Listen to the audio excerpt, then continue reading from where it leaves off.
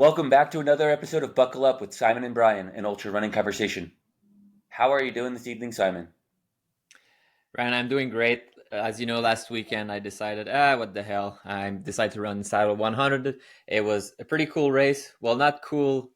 It was a fun race, but it was not cool. It was really freaking hot. And actually, that made me think of you about the race that you're about to do. But the first question, we're just before the big race for you, Moab 240. How are your knees? My knees are good, getting a taper, getting out some shakeout runs. Man, I got a lot of packing to do, and I'm kind of procrastinating on that. But otherwise, my knees are doing great, Simon. Saddle, you just jumped into Saddles 100 like on a whim, right? Didn't you sign up on Thursday for Saturday's race or something? Yeah, I mean, I signed up Thursday. Then we had to drive Friday in between working and getting there, and then actually took my bib just before the actual race at 4 in the morning over there. I was pretty tired, so I went back in the car, slept until 5 minutes before the start of the race. But of course, I had been thinking about this race before. It was already on my calendar, but penciled down with the note only if I'm doing well from Tour des Géants. And I felt, yeah, I can do it. So signed up for it last minute, but it's been a race I was interested about because it is a low key good vibe type of race with Michael Verstag. I probably pronounce it wrong, but he's on the Floda pups, so Oh, that's it's the Michael guy. Versteeg. Versteeg is the gentleman you're speaking of, yeah. And he ran Yes, Cocodona with us exactly. this year, and he was the inaugural winner of the original Cocodona in 2020 or 2021, one of those 2 years. He looks exactly what you would think an ultra runner should look like, and he has the attitude exactly like you would think an ultra runner should have or would have. So he impersonifies this, and it's very true both for the look, but also just talking with him a little bit at the start finish. He's exactly what people think he is, which is absolutely fantastic, and I was really happy to be able to race his race. That was great. Yeah, is there a little collaboration with Aravipa with that, or no? Yeah, I don't know the detail, but I did meet Jam Jam over there, and kind of asked that more or less. And they're contracted to do some of the timing, I think, and also set up the aid station and things like that. Which makes me, which makes which Brian makes me remember that one of the way that you got into Moab, my understanding, is volunteering at Moab, and one of the reasons it's so great to volunteer at races is that you meet people there, right? That's right. So I volunteered at Moab for all the years that I've raced it. So I'm on my third attempt this year. I raced it in 2020, and I volunteered in 2019 for that spot. I ran an aid station in 2021. I volunteered for my 2022 spot, and last year, 2023, I did 5 days at headquarters (HQ), and then I did 5 days out of the aid station as the aid station captain to get this spot here for 2024 running of the Moab 240. While I was volunteering this past year in 2023, I met a guy coming out from Pennsylvania, a super cool guy, and he was volunteering for 10 days for the same thing. We got talking and conversing. We've kept in touch ever since. And he's doing his first 200 miler. So that's our guest today, Don Nissley. And he is visiting me. He is our first in-person guest. Staying in my house in my driveway in my camper right now, and he was just down here in my basement hanging out in the makeshift studio I just set up, talking about all things Moab 240.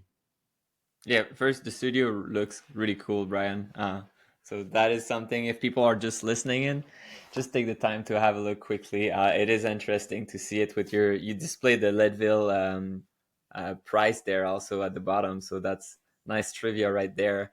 Yeah, it was a great conversation, and I don't know for you, but for me, hearing Don speak, I can very much remember the nervousness of running your first 200 mile or even really any distance, first 100 mile or whatever, knowing that you don't know, knowing that you cannot control everything, and knowing that you will face challenges, but that's also why you're signing up for it. And I think I do want to say thanks to Don for sitting down with us today, I don't think I would have had the courage myself to do it before doing a race like that, before the unknown. I think I would have said, Brian, how about we do it after the race? So thanks, Don. Really, really insightful to hear what someone is thinking before making that leap as opposed to afterwards. There we go a little bit into it, obviously, in the episode, but just to kind of touch on it a little bit more. Having fear is a good fear. It's a respect of the distance. Even myself, I've done 3 200s now, 200 plus milers, and this would be my fourth time towing that line and that distance. And I still have those same fears, and maybe a little bit less. I have some more understanding of how I'm going to work through some of the issues that'll come up. But those fears are still real and they're still there. So let's get right to it. Without further ado, let's introduce Don Nissley. Thanks, Don, for coming on. All the best. We'll be following you along in Moab.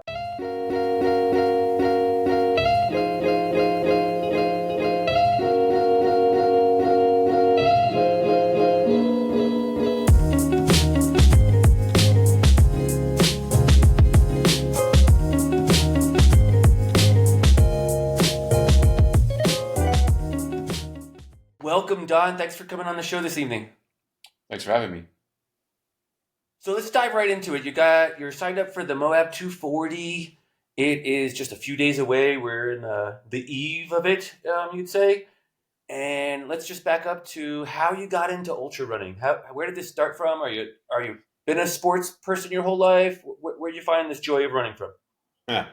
Well, I'm not sure I exactly have a joy of running. So I started as an athlete, played football in high school, got injured, stopped, got overweight quite a bit. A little over 240 pounds was where I weighed myself, was 240, but I know it was heavier than that prior to that because I tried to lose weight before I stepped on the scale. Then the doc said, hey, you need to lose some weight.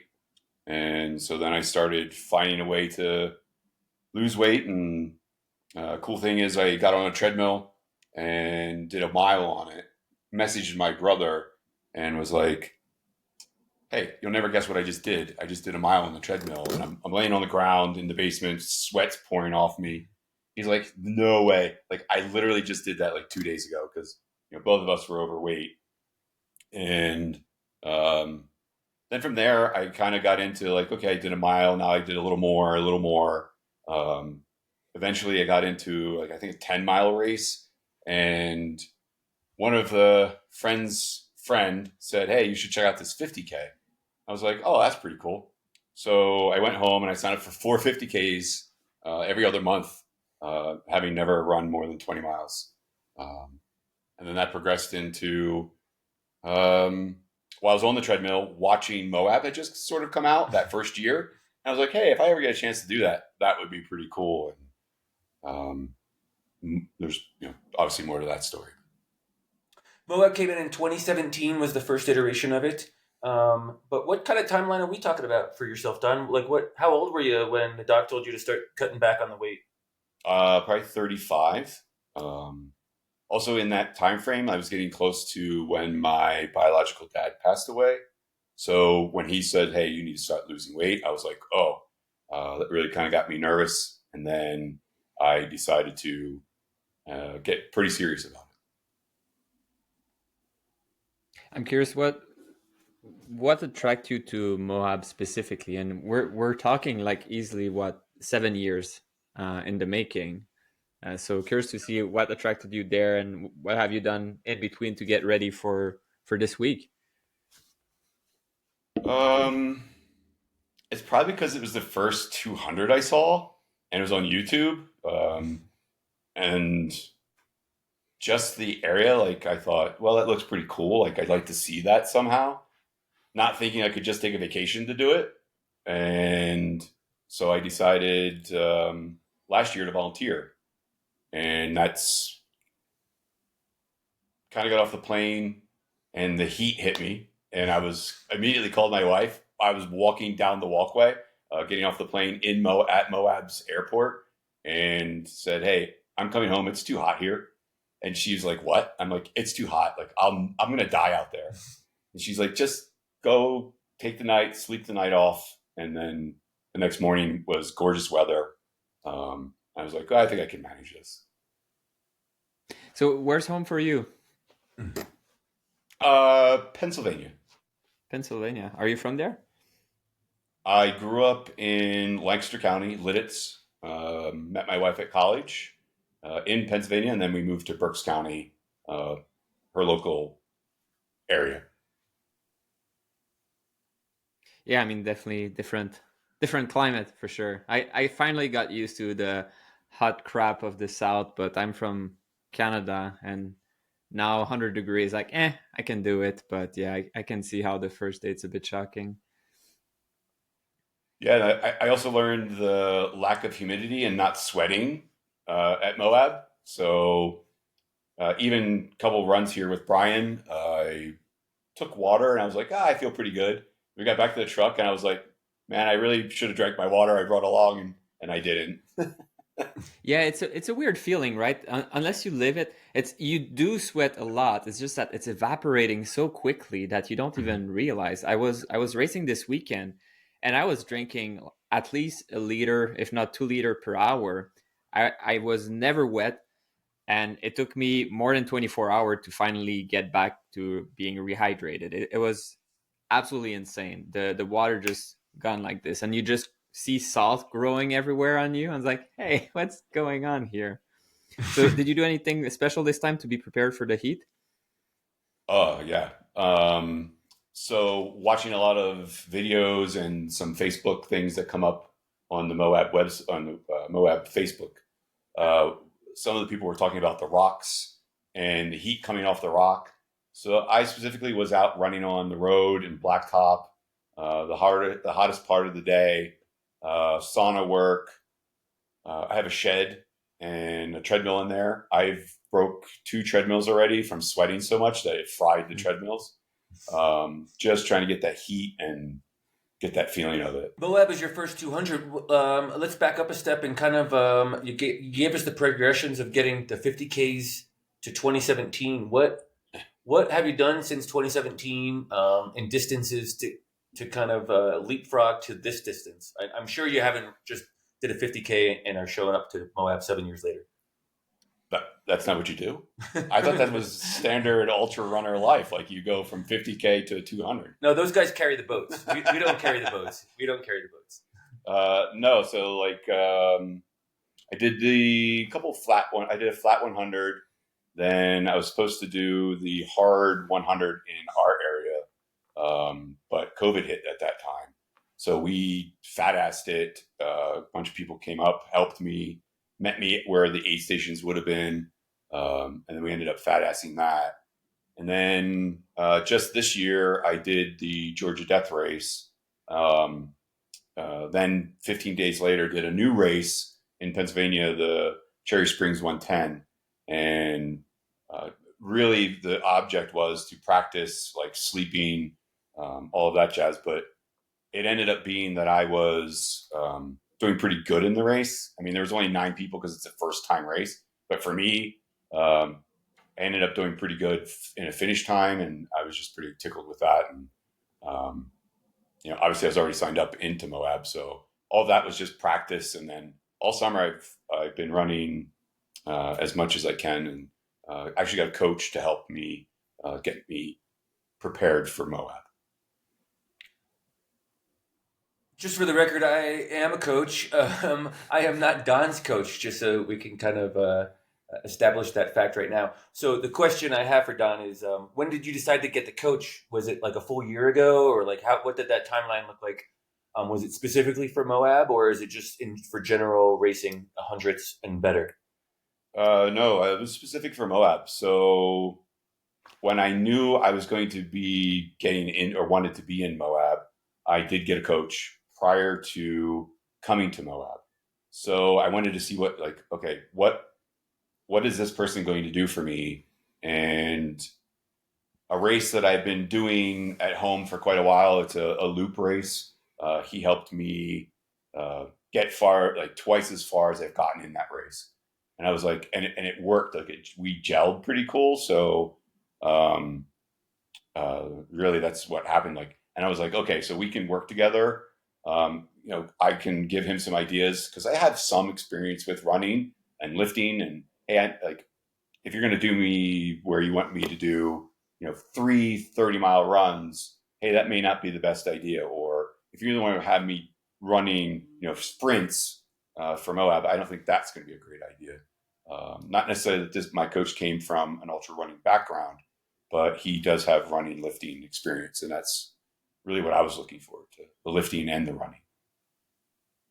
I mean, I think the real question here is why didn't you hire Brian as a coach? Because I already had a coach, right? Like I met Brian at Moab volunteering, and so it was a little too late to have asked Brian because I was already with him. Yeah, no, I'm just joking, and we're not gonna drill into your coach's recommendation and just say that everything is wrong. It's fine.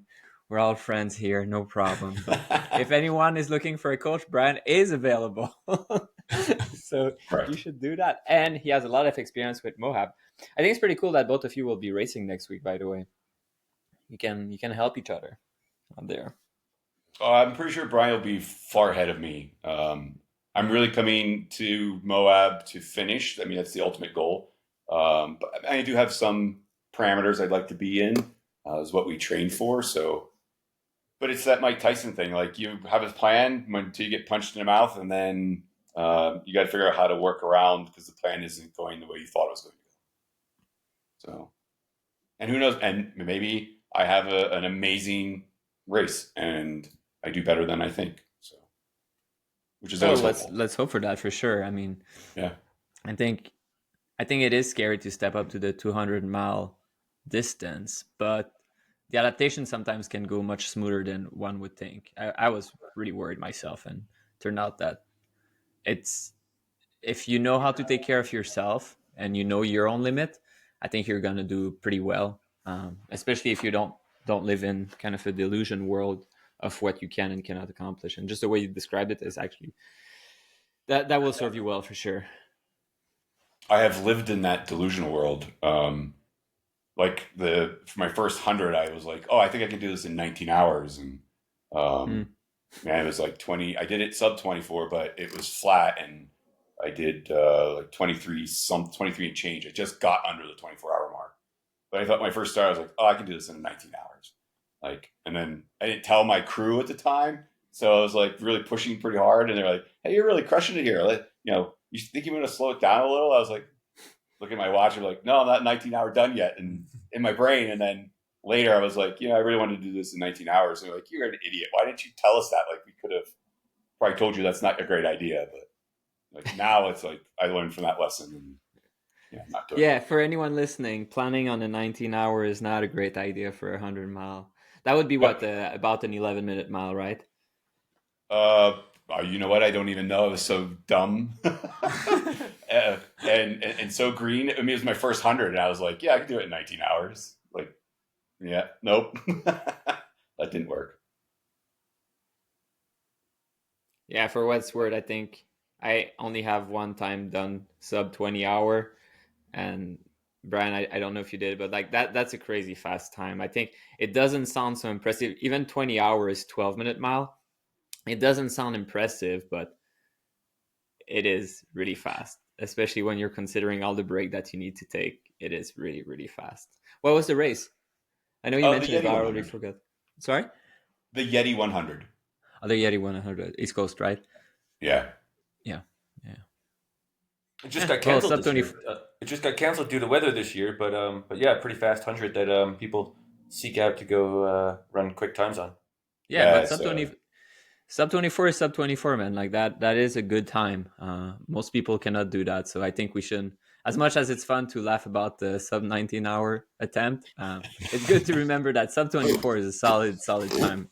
No question there. No matter the course, a sub 24 is always difficult. You have to fight until the end. So congrats on that for sure. Appreciate that. If we're talking about fast times, I don't have any fast times. I think my fastest time is at Leadville at sub 24. I've never ran a fast course, but that's just me. Brian, it's not about the course; it's about how fast you run. My mom always says so. My mom teaches dance, and she says that the bad dancer always blames the music or the floor. Just saying, Brian. It's Yeah, not so me, it's the it's my course. mom saying it. It's the course's fault. It's not mine. Yeah. Yeah.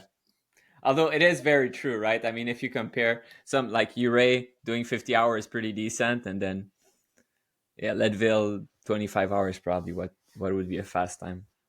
But we should probably return to Moab, right? Yeah. So, Don, you showed up a couple days ago. For those that are listening only, Don is here in person and is our first in-person guest. Um, and we've been. He showed up a couple days ago. I think if today's Monday, and you showed up on Friday, and we went for a couple runs this weekend and just kind of acclimating. Today, we had a decent run. We got up to 10,000 feet, and you didn't really realize you were at 10,000 feet. So some good adaptations happening with altitude. And Moab's lower than where I live, so we're only going to go downhill from here. Yeah, today was gorgeous. You originally had a different plan to run, and then you called an audible, which I was like, yeah, whatever. I'm with you, so you're driving, and we ended up going to a ski slope, and like that was a great audible. I appreciate that. It was fun. Well, now it's taper, guys. Ryan, come on. It was a hike. It was a hike up the ski resort. Man, we got some good pictures though, Simon. Yeah, but Moab, and that's me. You guys probably know the course 1,000 times better than I do, but it does go pretty high, right? Like, doesn't it go to 9 or 10,000 at some point? So it's a good adaptation. I actually didn't double check, but I'm pretty sure that the new section that came in 2023 is now the high point. And I think it barely touches 11 or high 10 plus. And then in the LaSalle's, we kind of dabble in between 10 and high 9s for the max height. Which is something not to. I mean, I know for you, Brian, it doesn't sound so high because you're already pretty high, but like for someone from sea level, that is actually major. And I think correct me if I'm wrong, but I'm pretty sure that Goggins actually had to be hospitalized because of that, right? He had HAPE. He suffered from HAPE and then came back out and then finished on the course 12 hours later, unofficially. But he got it done. Yeah. But yeah, I mean, if he had been adapted to altitude, he wouldn't have had that problem. But that's potentially life-threatening, So. That's the reason I came out early. I'm at 700 feet at home, and I think we looked like here it's like 7,000 feet. So like the first few days, I had a pretty good headache, just getting adapted. And then today's course, like going up to 10,000 feet, was like nothing. I didn't even notice it. Yeah, I'm 100% feeling you, man. 700 feet is way higher than I am right now. For me, depending if I'm on the ground floor or first floor, it makes a big difference. So it's either 0 feet or like 20 feet high. So every time I go see Brian in Colorado, I really struggle. It's good to take time for that. It's something that is hard to mimic unless you're at the altitude. Yeah. You got a lot of crew coming out for Moab. What does that look like? And how did you coordinate that? And do they have an experience at 200s or 100s or pacing or crewing? What does that look like for you? So I have my wife and son coming, and then 3 really good friends. One of them, I coached his daughter in 8U softball, and they're now second year into college. So he and I have run almost all of our miles together. And then I have another friend. I messaged her. I'm like, hey, would you want to help me? And she's like, yeah, as long as her friend can come along. And fortunately, that friend is a pretty stout runner, and she's I'm pretty excited to have her. The initial part of having her come on, I was like, oh, wow, I have an elite runner on my team. Like, I have a lot of pressure on myself now. Like, how would I let this person down? So training was better, I think, in my mind, because I put more effort into it, knowing, hey, look, I don't want to let this person down who's coming out. The hardest part, actually, I think, in my world was coordinating the plane, the car. That probably was the hardest part of all of it. But the running was probably the easiest part. You're heading out tomorrow. Are you gonna go around and check out some crew spots, or are you just gonna give them the coordinates and let them go with it? They don't come in till like 1 o'clock, so I'm not going to bug them much at all tomorrow because get into where we're staying, let them sleep. I'm sort of getting adjusted to the time adjustment as well. It's only 2 hours, but like when it's, I don't know, I'm past my bedtime right now, so like normally I'm asleep when I'm here. So, but then Wednesday we'll probably go out, find the farthest place that they're going to be coming to crew, and then from there it just gets closer. So that's a real neat part about Moab as well that I liked versus I guess Bigfoot. Like your first aid station, you're going miles out until you find another crew spot. So so that'd be pretty. It's probably Wednesday, maybe a little bit Thursday, after meeting or prior to having to check in. And the good news, by the way, is that you don't have to worry about time zone. After 2 days of running, you can sleep anytime you want. That's Pretty right. simple. That'll be nice. Yeah. 2 days. I'm thinking the first 12 hours I'm taking a nap. Well, I mean, for me, it's within the first 3 hours, but I think normal people are able to pass a little with that. Don, did you do any specific training specifically for the Moab course that might have been different from training that you were just doing for another 100?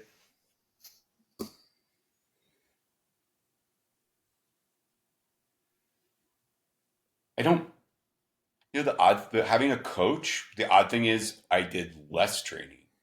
So when I did it myself, I plugged in way more than what coach did for me. So the best benefit of having a coach, even for yourself or any of your athletes, is helping them to not overtrain. And I think, Oh, you're one of those. Don. I will run myself into the ground pre-race and then wonder why the race doesn't go so well. Sure. So yeah, that was the main reason for hiring a coach. Was like, hey, I know myself now, done this long enough that I would have been the guy that did the 430 miles back to back, getting ready for Moab, thinking that was going to be great for me. So, and coach didn't let me do that. So Yeah, I mean, that's a good point. And I think for me, the way I recommend building a training plan, there's really two extreme, and you're right, Brian. It's some people will always find excuse to not work out, and the plan can help them say, well, look, Monday I'm supposed to do 7 miles. And some other people will just always do more, and more. And there's definitely a balance between overtraining and undertraining. And someone knowledgeable like your coach, I'm sure, can help you. Was there a lot of focus on quality, though? Like what type of workout did you have in your calendar? I mean, initially it was a lot. We did conversed because of schedule and work and kids. The very beginning of it was big block, and then from there it was weightlifting. Not so much big miles, but big weeks of mileage, and then we sort of transitioned from a lot of faster running to mid running to working in hiking, running, lifting, as far as the process went.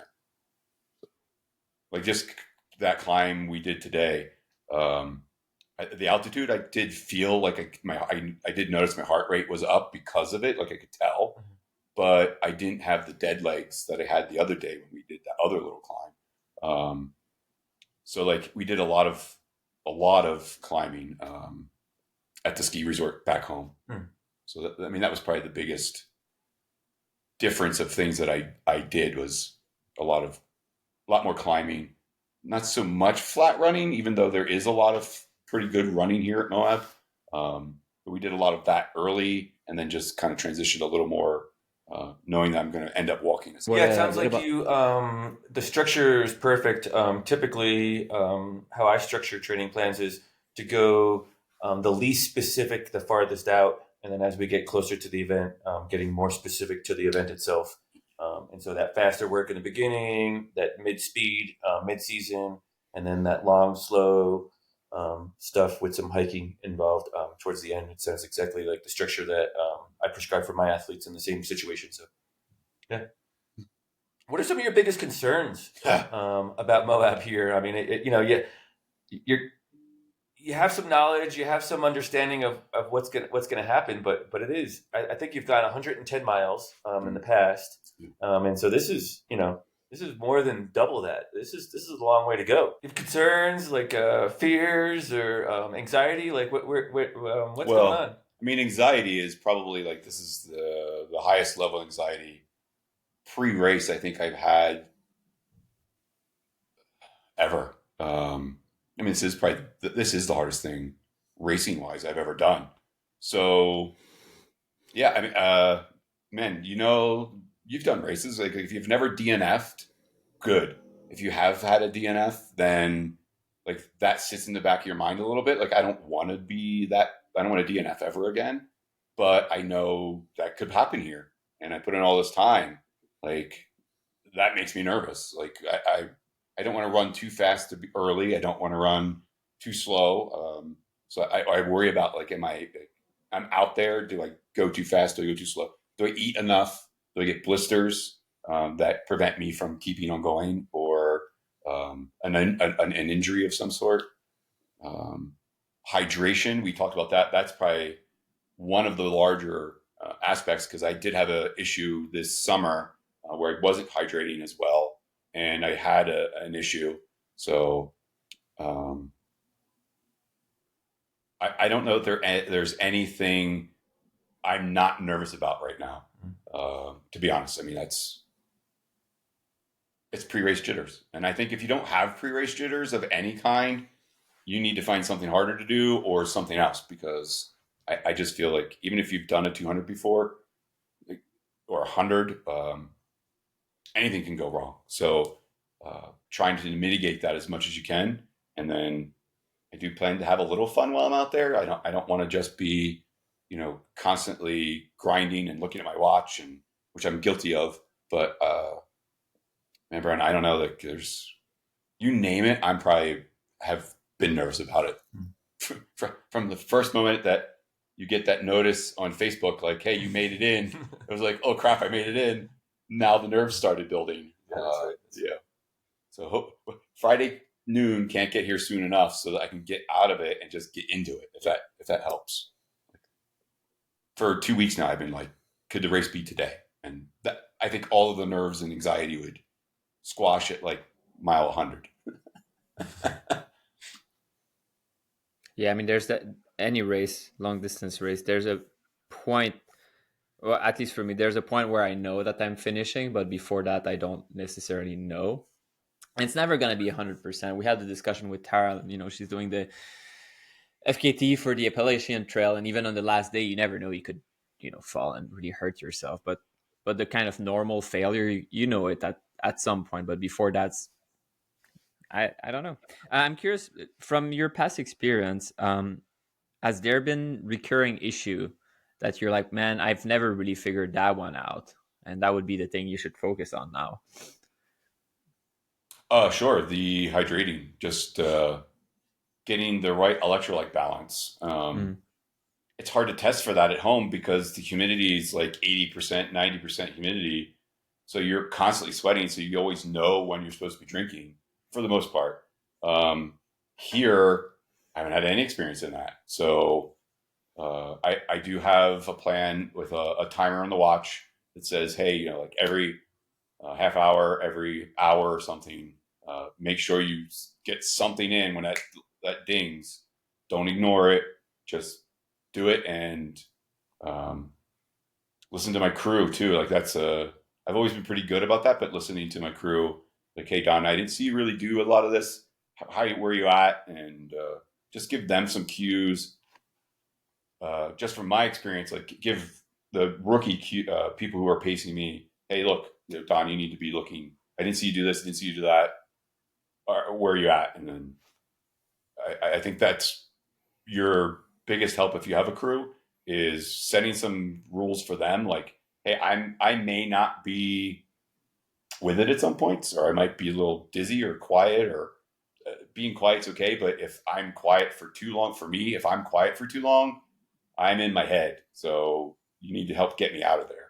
I mean, eventually I get out of it, but um, I mean, I know myself well enough now. Like, if I'm not talking, um, I'm in my head. So I just got to keep. That's the other part. Like, if I get in my head too much, um, at the fat ass, I had a lump on my. I hit something, and then I couldn't run, so I kept getting rehashing that over and over, and then I just hyper focused on it. If I would have just been like, hey, this 100, last 110, the 100 I did, things didn't go well, and I'm like, you know what?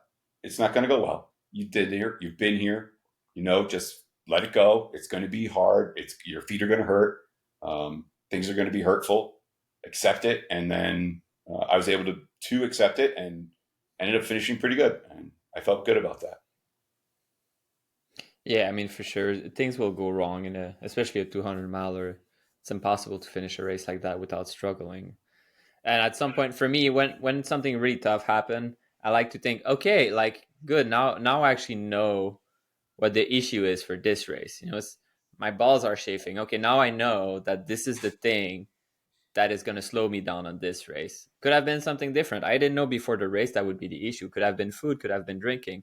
But now I know this is the big problem. Like for Cocodona, my elbow just starts swelling. It's like, okay, like that is really painful, but now there's less unknown. Now I know where to resolve problem. And for me, that's a way to compartmentalize a little bit things so that I can focus on not the whole adventure and the whole problems, but like that one problem. And it's kind of almost a horse, like wearing the thing to not see on the side. That's what I do with the first big problem. Good idea. Don, you talked about your pacers and your crew. The first 70 miles is solo at Moab. We got to run to Indian Creek on our own accord before we're allowed to pick up our first pacers and see our crew. Yep.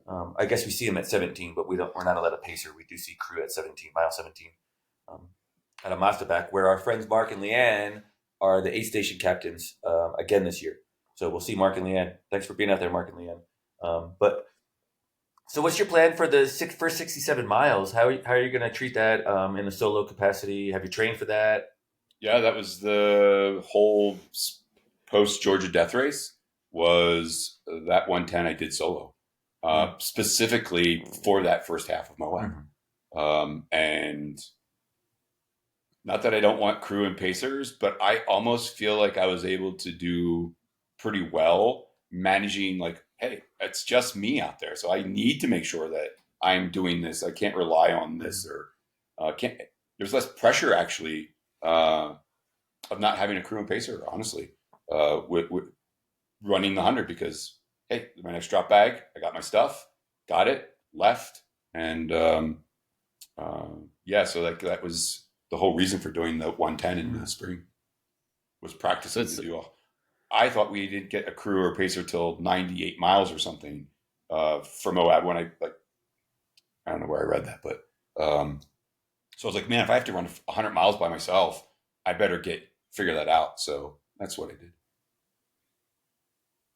Should we call your crew and say we can cancel? It's more stressful when the crew is here. Oh, you know what? That's a good chance. Like, if we're out there and I'm feeling great, like, hey, I paid for a vacation, have fun. All right. Well, if you're looking for someone to crew you, I might volunteer if that's the kind of crew that you need. I'm paid vacation. I don't mind. Gosh, I don't know. I mean, Moab is remote. I mean, I think if you're out there, you'd be better off running instead of trying to have some fun, because, man, it is desolate out there. I mean, these aid stations are in the middle of nowhere. It is a completely different event compared to Cocodona. There is no towns. There is just a pop-up tent and, mile 145, and there's somebody making some scrambled eggs on a camp stove. It is a remote course. It is out there. As weird as it is, I look forward to that. Like, I want to experience that. So, Yeah, where we're gonna get to. Yeah. We're gonna get out there. Don't worry. We're gonna have all the alone time you ever wanted. That'll be fun.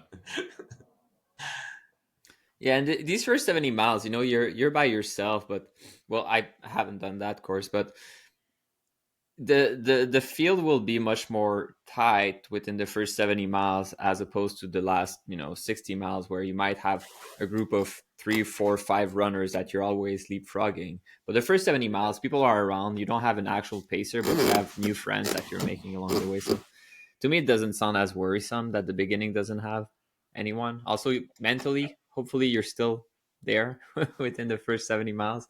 Otherwise, it's not going very well. Towards the end, it's different, but yeah, it's a nice challenge. Yeah, I mean, I don't think I wasn't ever. I mean, I was alone for probably the last 20 miles at the 110, but there's other people going your pace somewhere. So just as long as you can, they're not too deep into the pain cave already, or you're not too deep into that. If you have something you can talk about, man, it makes the miles go quick. Like you didn't even really realize like how far we got into that race. I was running with Sam, and she ended up. Um, I was like at one point like, "Hey, the lady behind us is gaining on us, Sam. I'm slowing you down. Take off." And didn't take her much longer. She was gone, and I think, man, I was like, "Wow." She just took off, and I was like, "I'm struggling." So it was nice to have somebody that you could hike with or converse with. And if you don't get along with the person or you have nothing to talk about, you just tie your shoe, right, Simon? Yeah, I know that you're joking, but I have definitely had experience where I'm like, I really don't want to run with you right now.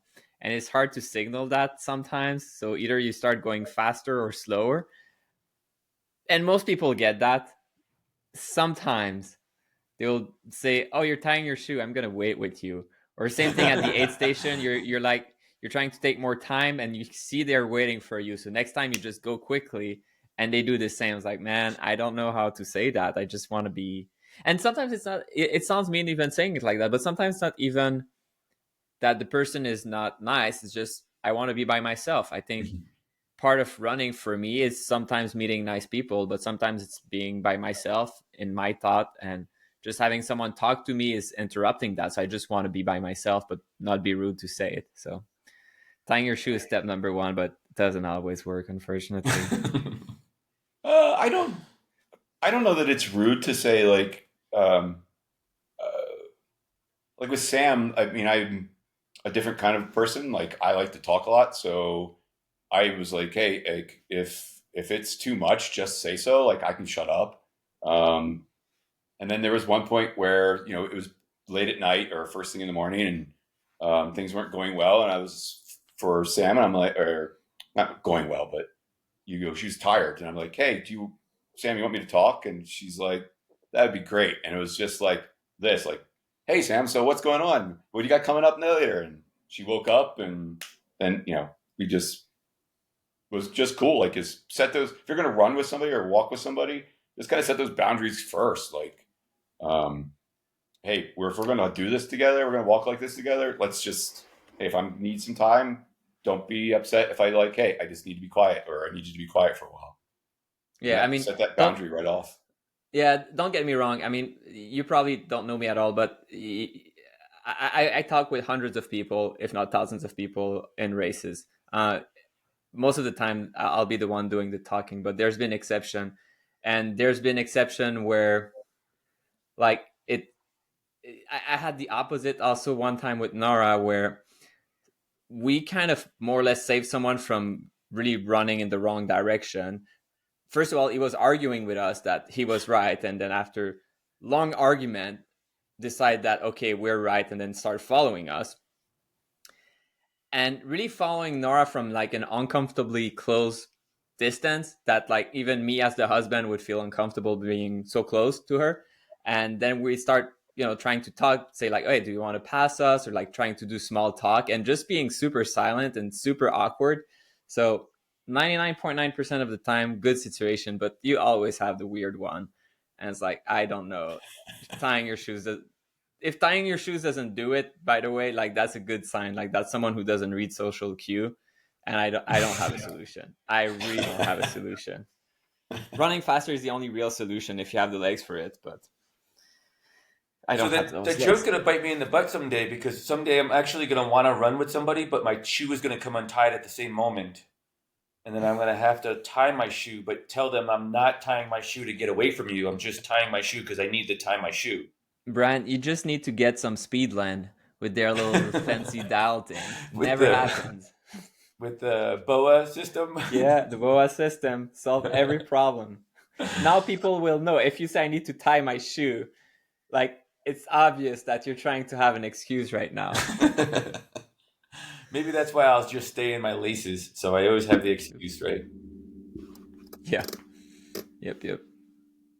Well, Don, we wish you the best of luck, obviously. I hope to spend a couple miles with you. Cool. If I do stop and tie my shoe, it's probably because my shoe's untied after this whole conversation here. I'll have to double check that. Yeah. Thank you. Appreciate it. It'll be what it is, but weather so far looks good. So that's been very, not really hounding on the weather, but it looks like it's going to be pretty good. The weather does look pretty nice. It shouldn't be that warm, but it'll be fairly warm the first day or two. Yeah. But it's also one of those things, for me, myself, I don't get too wrapped up in the weather. I bring all the necessities. I bring the required gear, obviously. Yeah. But I feel like I kind of tend to lean on the side of like control my controllables, right? And I can't really control the weather. I'll be prepared for it, but I control the controllables, and so I don't put too much emphasis on the weather. It's going to be hot, or it's going to rain. It's going to be cold at night. It's going to be all those things. Yeah. Just curious, what's the range when we say it's gonna be nice weather? What have you seen? I thought it was 85 on day one, and then gets down in the high 70s on day 2 and 3, maybe even the 4. But the nighttime temps are going to be pretty cold. It's supposed to be pretty clear too, which means that it won't keep much of that heat in at night. And then the LaSalles will get pretty chilly, just because of the nature of the mountains itself. I think last year one of the aid stations recorded a single-digit temperature. I thought it was 8 degrees or something along those lines. In 2017, my bladder line froze. I was pacing a friend of ours, Michael McKnight, who we hope to have on the show here pretty soon. I was pacing Michael McKnight, and my bladder hose froze when I tried to drink out of it. I had to stick it inside of my shirt to get it to thaw out. It was probably only about 15 degrees or so. I think there was actually some snow last year on the mountainside, the south side. It's not uncommon actually to have some snow at Moab. Yeah, that would be Every awesome. other year seems to be a snow year, and I think last year they had snow. The year prior they had a lot of snow. I'm sorry, in Pre-COVID. 2021 we had a lot of snow. 2018 was a snowpocalypse. Yeah, so it seems Yeah. there's a handful of years out of the 7 that have happened. There's probably 2 or 3 at least that snow have happened. Has appeared on the course. Yeah, and That I would don't be know amazing Moab for me. specifically, but for anyone who's not used to running in very dry weather without clouds, it's crazy how quickly the temperature can drop at night. As soon as the sun is gone, bang, you need your layers like within minutes. Whereas I've grown up on the East Coast where it's pretty humid. It can get really cold at night, but it really is a gradient where you slowly adapt to the temperature. But over there, that's not the case at all. Yeah, that's one of those fears. Like, did I forget my coat or something? Like, I have 2 coats, a thin layer and then a heavier layer. Is my layering going to be enough while I'm out there? So, thanks. That was another fear. I think most likely you'll carry too much. I think we almost always do that, but that's probably better to have one extra layer you're not using than one too few layer and then go into hypothermia, which is really hard to fight. There's quite a bit of required gear here at this particular race at Moab. Oh, interesting. Rightfully so. It is out there. I can't stress that enough. You are pretty remote, and so everything is self-extraction. And so that gear does pile up. It's probably one of the bigger packs I've carried in any of the other events I've done here at Moab. Thank you. Hey Don, if you were not running, if you didn't find running, what would you be doing? What would you be doing with all the time that you spend out there on the trail, and training in the shed, and breaking treadmills and all that kind of stuff? What would you be doing with all that time? I don't know. Um, you can only fish so long before it gets boring. You can only race car drive in the highway for so long before you crash, or somebody crashes you. Um, I don't know. I probably would be going on vacation with my wife more. Not run vacations, just real vacations. What's the You equivalent, should really Simon, not of say something like that, by the way. You should really not say something like that. That's the kind of talk that gets guys in trouble. yeah. Now we're all going to be in trouble. Now we're all going to have to go on Yes. vacation. Thanks, You Don. have to cut down the Simon, what's running, the equivalent Simon. of you can only fish so long before you get bored in the ultra running world? What would be the equivalent of that? I don't think You can there's an only run so long equivalent. before you get injured. Yeah, that's true. But it's not so long. It's about the weekly workload, I think, and the speed. Like Yeah, the that's where intensity. actually, like you mentioned at the beginning, your training plan with your coach apparently is much smarter. So you don't reach that volume of injury. Well, Don, we appreciate it. We again, we wish you the best of success. I'll see you out there on the course. Keep an eye on Don on the trackers if you're listening. We start on Friday at noon. Don, what is your last name? Nissley. Nissley, Nissley, I believe. Correct. And yeah, check out Don. I don't know if Don knows his number. I can't remember what mine is. I think it's 171. So he's 171. Keep an eye on his tracker. Send him a message through the tracking app. Those are always fun to read while you're out on the course. A little motivation from afar. Thanks. Same to you. It'll be a fun time, man. Yeah, I I mean, mean, fun's relative, right, Simon? Fun's relative. you have fun for half a day, then it kind of sucks, but that's okay.